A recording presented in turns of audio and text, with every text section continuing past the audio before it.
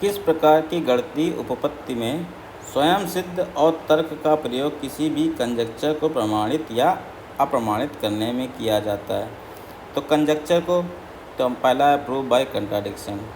तो कंट्राडिक्शन में हमारे पास क्या होता है, हमारे पास स्वयं सिद्ध करना है प्रूव। तो कंट्राडिक्शन क्या होता है, विरोध।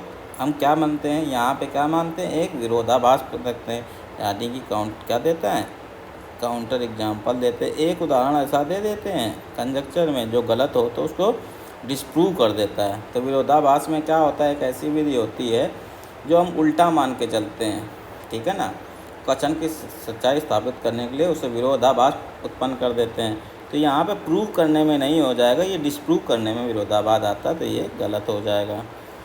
आगमन द्वारा प्रमाण। तो आगमन हमारे पास क्या होता है, यानी कि इंडक्शन। इंडक्शन में क्या होता है कि हम पहले सत्य मान लेते हैं एक के लिए, फिर n के लिए सत्य मानते हैं और n+1 के लिए प्रूव कर देते हैं। तो ये हमारे पास क्या होता है, आगमन होता है, इसको इंडक्शन बोलते हैं, ठीक है ना। तो ये प्रूव करने की विधि होती है, ठीक है ना।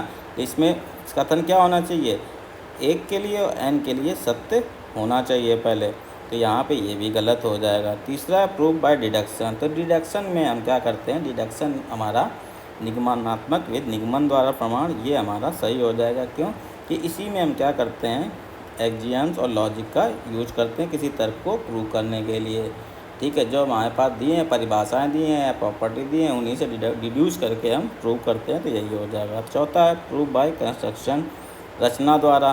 तो रचना द्वारा क्या करते हैं, रचना द्वारा क्या करते हैं, उसको दर्शाते हैं, किसी वस्तु के अस्तित्व को इस रूप से दर्शाया जाता है। तो यहाँ पे हमारे पास आंसर क्या हो जाएगा, ऑप्शन 3 प्रूव बाय डिडक्शन।